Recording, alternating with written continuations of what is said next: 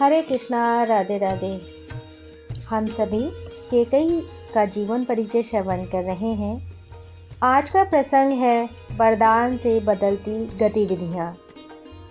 राष्ट्र के मूल पर पति का बलिदान क्या उचित होगा? क्षण भर के लिए उसके मन में आया कि वह अपने वरदान का हठ छोड़कर यथास्थिति स्वीकार कर ले और फिर बाद में महाराज की आज्ञा से ही कोई निराकरण निकाला जाए। पर उसे यह भी विश्वास है कि महाराज किसी भी दशा में राम को ऐसे संकट के मोर्चे पर नहीं भेजेंगे। इसलिए वह फिर दृढ़ हो गई और राम से बोली, देखो बस स्पष्ट बात यही है कि तुम्हारे पिता ने मुझे बहुत पहले, जब एक बार मैं देवासुर संग्राम में युद्ध में साथ गई थी, तो 2 वरदान दिए थे। कल साय जब महाराज मेरे कक्ष में आए तो मैंने उनसे 2 वरदान मांग लिए। इसमें इतने विचार की क्या बात है माता? यही तो प्रश्न है वत्स। तुम्हारे पिता ये वरदान दे तो चुके, लेकिन उसके प्रभाव और परिणाम को नहीं सह पाए, इसलिए उनका चित्त उदास है। मैंने तो इनसे यह भी कहा है कि यदि ये वरदान देने की स्थिति में नहीं है तो ना दें, बस रघुकुल की मर्यादा ही तो टूटेगी। आपने यह क्या कह दिया माता? मेरे होते रघुकुल मर्यादा टूटने की स्थिति नहीं आएगी, पर आपने ऐसे कौन से वरदान मांग लिए जिनसे रघुकुल की मर्यादा पर आ जा रही है? मैंने इनसे तुम्हारी जगह भरत के लिए युवराज पद मांगा है। इसमें क्या आपत्ति है माता? यह तो बड़ी प्रसन्नता की बात है। मेरे लिए इससे बड़ा सौभाग्य और क्या होगा कि मेरा छोटा भाई भरत युवराज हो, क्योंकि भरत हो या मैं, हम करनी तो अयोध्या की सेवा ही है और कुल की मर्यादा की रक्षा करनी है। इसमें पिता को इतने कष्ट की क्या आवश्यकता थी? कष्ट इसमें नहीं है, मेरे दूसरे वरदान में है। मैंने तुम्हारे लिए राज्याभिषेक के स्थान पर 14 वर्ष का वनवास मांगा है। यदि आपका और पिता का मेरे लिए यही आदेश है तो मुझे सहर्ष स्वीकार है। माँ, यह तो बन की बात है। मैं तो महाराज के कहने से आग में भी कूद सकता हूँ, जहर खाने को कहें तो जहर भी खा सकता हूँ। महाराज तो मेरे गुरु, पिता और हितैषी भी हैं। मैं उनकी आज्ञा पाकर क्या नहीं कर सकता? आप तो जानती हैं मैं कभी 2 तरह की बात ही नहीं करता हूँ। मैं जानती हूँ राम, तुम कितने धैर्यशील और सत्यवादी हो, इसलिए मैंने तुम्हें बुलाया है ताकि तुम बात को सही प्रकार से समझाकर निर्णय कर सको और अपने पिता के वचन पालन में सहयोग करो, क्योंकि यदि तुम बन नहीं गए तो तुम्हारे पिता का वचन अधूरा रह जाएगा। और जैसा कि मैंने पहले तुमसे कहा है कि रघुकुल की मर्यादा खंडित हो जाएगी। तुम राजा की आज्ञा का पालन करो राम, और इसके महान सत्य की रक्षा करके इन्हें संकट से उबारो। माता का यह वचन सुनकर राम ने एक ओर माँ केकई के इन कठोर और हृदयहीन शब्दों को सुना और दूसरी ओर अपने वियोग में व्यथित पिता को देखा। अब राम विहल हो उठे और उन्होंने उदास लेटे अपने पिता को संबोधित करते हुए कहा, आप तो इतने बड़े धर्मात्मा हैं, योगी हैं, आपको इस प्रकार पुत्र वियोग में विलाप शोभा नहीं देता। यदि आप मेरी बात का उत्तर नहीं देंगे तो मैं समझूंगा कि आप मुझसे नाराज हैं। केकई व्यग्र हो रही थी। उसे तो राम का एक पल भी यहाँ रुकना उचित नहीं लग रहा था। वह चाहती थी कि जितनी जल्दी हो सके यह राम अयोध्या छोड़कर चला जाए, क्योंकि यदि भरत आ गया तो उसके सामने वह असक्त हो जाएंगी, क्योंकि पुत्र तो माँ की कमजोरी होता है। महाराज दशरथ की अचेतावस्था में राम के बोल सुनाई दिए तो वे करवट बदलकर लंबी सांस खींचकर कहा उठे और बोले, धिक्कार है रानी, धिक्कार है। कितना बड़ा कष्ट दिया है तूने। किसी ने ठीक कहा है, वृद्धावस्था में विवाह अवश्य ही कष्टदायी होता है, और मैंने तुमसे इस आयु में विवाह किया। मैं आज उसी का दंड भोग रहा हूँ।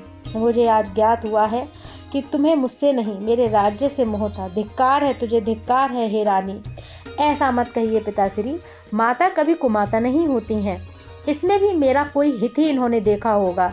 अरे सूर्य पश्चिम से उदय हो जाएगा जिस दिन यह हित की बात सोचेंगी।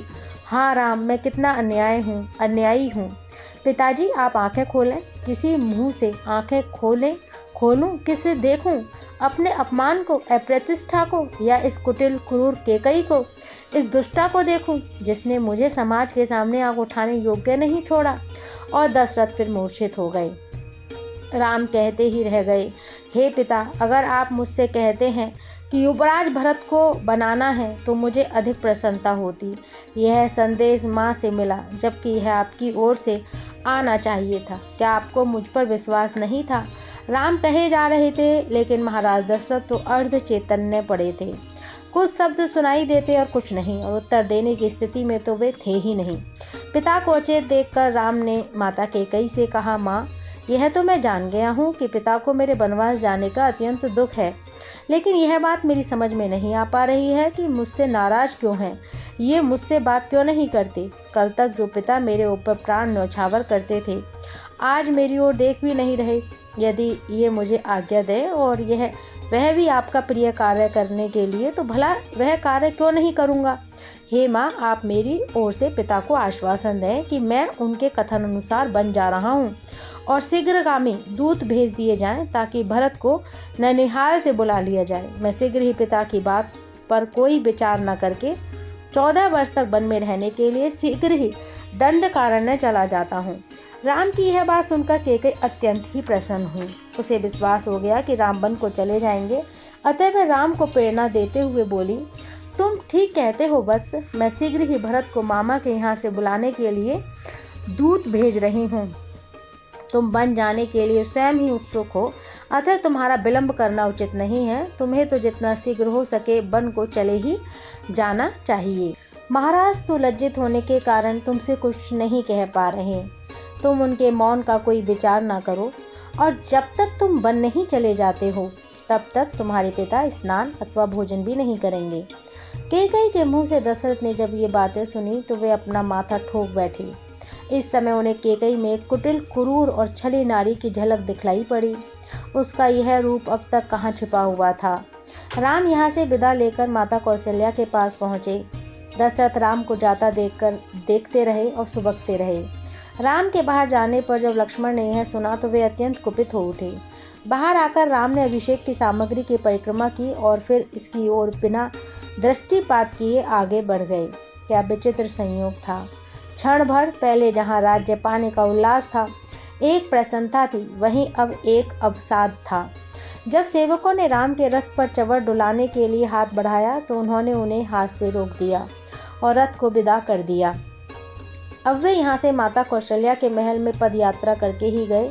महल के बाहर जो लोग राम की प्रतीक्षा में थे, वे उनके इस आचरण को देखकर हतप्रभ रह गए। अकस्मात होने वाले राजा सन्यासियों का आचरण करने लगा। आखिर इस परिवर्तन का कारण क्या है। राम ने किसी के भी प्रश्न का कोई भी उत्तर नहीं दिया और महारानी कौशल्या के महल की ओर तेजी से बढ़ गए।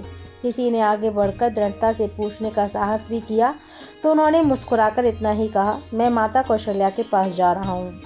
आपको अगले आदेश की प्रतीक्षा करनी चाहिए। इधर राम ने कैकेयी के महल से बाहर निकलते ही बदली हुई स्थितियों का यह समाचार पूरे अंतपुर में फैल गया। जिसने भी यह समाचार सुना उसका हृदय दहल गया। समाचार था ही ऐसा। अंतपुर में रहने वाली राज महिलाएं आर्तनाद कर उठीं। हाय, अब क्या होगा। जो सदैव हमारे सहारे और रक्षक थे, वे आज बन जा रहे हैं। माता कौशल्या यह सुनेंगी तो उन पर क्या बीतेगी। जिन्होंने कभी किसी पर कोप भी नहीं किया, सदैव दूसरों का हित किया है, जो सबको दुख देकर भी प्रसन्न रहते थे, वे ही आज महारानी कैकेयी के कोप का भाजन बने। अवश्य ही रानी कैकेयी की बुद्धि मारी गई है, जो उसने महाराज की कमजोरी का लाभ उठाते हुए ऐसा कठोर कदम उठाया। अंतपुर के इस आर्तनाद को जब अंतपुर की दीवारें ना सह सकीं, तो यह आर्तनाद दीवारें भेद कर महाराज दशरथ के कानों में पड़ा। वह तो पहले ही अपना मुंह दिखाने लायक नहीं थे। इस आर्तनाद को सुनकर तो वे लज्जा के मारे बिछौने में मुंह छिपाकर लेटे रहे। महारानी कौशल्या की ड्योढ़ी पर पहुंचकर जब राम माता के दर्शनों के लिए आगे बढ़े तो वहां उपस्थित जन समूह ने इन्हें देखते ही जयकारा प्रारंभ कर दिया। राम ने संकेत से उन्हें रोका, मौन रहने के लिए कहा, फिर वे माता के अंतपुर में प्रविष्ट हो गए। कैकेयी को यह चिंता थी कि रानी कौशल्या से मिलकर राम अपने संकल्प को बदल न दें, इसलिए उसने गुप्त दूती को रानी के महल में भेज दिया। राम ने जब माँ के कक्ष में प्रवेश किया, जो वे उस समय पूजा कर रही थीं, पूजा समाप्त होने पर जब उन्होंने अपने समीप राम को देखा तो वे अत्यंत प्रसन्न हुई। राम ने उन्हें प्रणाम किया और प्यार से उनके मस्तक चूमा। रानी कौशल्या को तो यह स्वप्न में भी आशा नहीं थी कि राम ऐसा हृदय विदारक समाचार लेकर आए हैं जिससे उसका हृदय बैठ जाएगा। माँ ने जब राम को आसन पर बैठने के लिए कहा तो विनम्र राम ने कहा, माँ, आपको कुछ भी ज्ञात नहीं है। आश्चर्यचकित कौशल्या ने कहा, क्या ज्ञात नहीं है वत्स? यही कि आप अभी तक राम के युवराज होने की शुभ घड़ी की प्रतीक्षा कर रही हैं, जबकि पिता का आदेश है कि मैं 14 वर्ष के लिए दंडकारण्य का वास करूं। तुम्हारे पिता कहाँ हैं इस समय? वे इस समय माता कैकेयी के महल में हैं। नहीं, पिता तो अचेत हैं, बीच बीच में चेतना लौटती है तो हा राम कहकर विलाप करते हैं। उन्होंने तो मुझे आंखें उठाकर देखा भी नहीं। यह संदेश तो मुझे माता केकई ने दिया है कि मैं राज्य भोग वस्तुओं का त्याग कर मुनियों की तरह फल मूल से जीवन निर्वाह करता हुआ 14 वर्ष तक निर्जन वन में रहूं और युवराज पद वह भरत को युवराज बनाएंगी। कौशल्या ने जब यह सुना तो वह खड़ी की खड़ी जमीन पर गिर पड़ी, मानो केले का वृक्ष अचानक जमीन पोली होने के कारण धरती पर आ गिरा हो। रानी कौशल्या ने जीवन में कभी दुख नहीं पाया था, लेकिन यह समाचार उसके लिए अत्यंत पीड़ादायक बनकर सामने आया। फिर भी उसने कहा, इससे अच्छा तो मैं बंध्या ही रह जाती तो ठीक था, पुत्र नहीं हुआ यह संतोष कर लेती। लेकिन इतनी आशाओं और आकांक्षाओं के बाद पुत्र पाया भी तो वह 14 वर्ष के लिए वन में जा रहा है। कोई माँ इतना बड़ा सदमा कैसे सह सकती है। कितनी बड़ी साधना की थी कौशल्या ने। रानी केकई के आने के बाद महाराज का सारा समय केकई के कक्ष की ओर था। वह केवल यही सोचकर जी रही थी कि शायद कभी उनका पुत्र समर्थ होगा तो वह जीवन के सुख पा सकें, अन्यथा उसे अपने इस जीवन में मिला ही क्या था। जब राम हुए तब पहली बार उसने अनुभव किया था कि कोई उसका अपना है, जिसे पाकर वे अपने होने की सार्थकता अनुभव कर सकती हैं। और यही कारण था कि उसने अब तक अपने सारे दुखों को मन की भीतरी कोठरी में कैद करके रखा था, कभी किसी पर प्रकट नहीं किया था। कक्ष के भीतर कौशल्या अपने ऊपर पड़ने वाली इस गाज पर हतप्रभ थी। वह सोच भी नहीं पा रही थी कि क्या करें। और बाहर उन्मत्त दर्शन लोलुप भीड़ रघुवर सियापति राम की जयकार कर रही थी। राजद्वार पर भाट बिरदावली गा रहे थे, शंख नगाड़े बीड़ा बंसी सहनाई बजा रहे थे और एक और राज्य अतिथि राजागण उत्सुक थे। मुहूर्त प्रारंभ हो चुका था। महर्षि वशिष्ठ भी प्रतीक्षारत थे, लेकिन महाराज दशरथ की सवारी अब तक नहीं आ रही थी।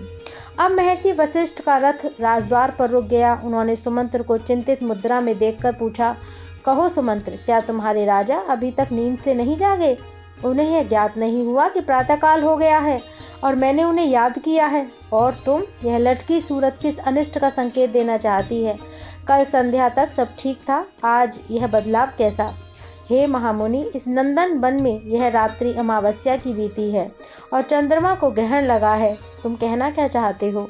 यह तो ज्ञात नहीं है क्या घटा, लेकिन यह संकेत स्पष्ट है कि प्रकाश पुंज सिमट कर रह गया है और अंधेरे ने सारी धरती लील ली है। तुम यह आज किस भाषा का प्रयोग कर रहे हो? महाराज, जब सामने कुछ भी स्पष्ट दिखाई न दे, या तो कहीं धुआं दिखाई दे और कुछ जलता दिखाई न दे, या फिर केवल चीख सुनाई दे और कोई घायल होता या मरता दिखाई न दे, तो घटना का परिचय देने वाला कौन सी भाषा का प्रयोग करेगा? यह मैं नहीं जान पा रहा हूँ। तुम केवल महाराज को यह जाकर सूचना दो कि महर्षि वशिष्ठ आपसे मिलना चाहते हैं। हे महर्षि, अभी राम देवी कौशल्या से मिलने गए हैं, हमें उनके आने की प्रतीक्षा करनी होगी। इधर महर्षि वशिष्ठ स्वयं इस बात से अनभिज्ञ थे कि यह घटनाक्रम क्या घट रहा है, किस चांद को ग्रहण लगा है, कौन सा घर जला जा रहा है और धुआं कहाँ से उठ रहा है। और उधर राम अपनी माता कौशल्या को धीरज बांधकर उन्हें शांत करने में लगे थे। कौशल्या की दशा विचित्र सी हो गई थी। पति से उसे जैसा प्यार मिला वह जानती हैं, केकई की दासियों के बराबर भी उसे नहीं माना गया। यह दुख क्या उसके लिए कम था? वह तो इस भय से कांप रही थी कि राम के परदेश चले जाने पर उसकी क्या दशा होगी। ऐसी स्थिति में तो उसका मरण निश्चित ही है। वह इस दुर्गति में पड़कर क्रोधी स्वभाव की और कटु वचन बोलने वाली केकई के मुख को कैसे देख पाएंगी। वह तो अब तक यही सोच सोच कर जी रही थी कि राम के बड़े होने पर शायद उसके दिन फिरें और वे दुखों से मुक्ति पा सकेंगी। अब इस वृद्धावस्था में वह दयनीय बनकर कैसे जी सकेंगी। उसने बारंबार उपवास करके देवताओं का ध्यान करके कितना कष्टप्रद जीवन जिया है, यह वही तो जानती हैं। इसलिए उसने निश्चय किया कि राम के बिना वह यूँ व्यर्थ ही निरर्थक जीवन क्यों बिताएं। इससे तो अच्छा है कि वह भी राम के साथ वन चली जाएं। लक्ष्मण अभी तक मौन थे और अब वे चुप न रह सके और बोले, बड़ी माँ, मुझे भी यह अच्छा नहीं लगता कि राम राज्य लक्ष्मी का त्याग करके वन को जाएं। पिता का क्या है, वह तो बूढ़े हो चुके हैं और काम ने उनको बस में कर रखा है। फिर राम का दोष भी तो कुछ नहीं है जो इन्हें राज्य से निकाला दिया जाए। मैं तो समझता हूँ कि जब तक कोई बाहर का व्यक्ति राम के वनवास की बात को जाने, इससे पहले ही इन्हें शासन की बागडोर अपने हाथ में ले लेनी चाहिए। मैं अपने धनुष के साथ काल के समान उनके रास्ते में आने वाली अड़चनों को रोकूंगा, और यदि किसी ने विरोध किया तो वह अकाल मृत्यु को प्राप्त होगा। यह कोई साधारण बात नहीं है कि रानी कैकेयी के उकसाने पर पिता एक पुत्र को राज्य दें और दूसरे को वनवास। ऐसे पिता को तो मोह ममता छोड़कर कारागार में डाल देना चाहिए। शास्त्रों में लिखा है कि यदि गुरु भी स्वार्थ में आकर अपना कर्तव्य खो बैठे तो उसे भी दंड देने से कोई अपराध नहीं है। आखिर महाराज किस बल का सहारा लेकर आपके लिए निर्धारित राज्य अब कैकेयी को देना चाहते हैं? हे राम, तुम्हारे और मेरे सामने इनकी क्या मजाल जो भरत को राज्य दें। जो पिता एक स्त्री में आसक्त होकर दीन बन जाए तो अपना विवेक ही खो दे, उस पिता की आज्ञा मानना आवश्यक नहीं। हे लक्ष्मण, तुम जो कुछ कह रहे हो, मुझे तुम्हारी सभी बातें स्वीकार हैं, लेकिन तुम्हारा यह भाई राम इस पर आचरण नहीं करेगा। यह प्रसंग आगे और हम श्रवण करेंगे। हरे कृष्णा, राधे राधे।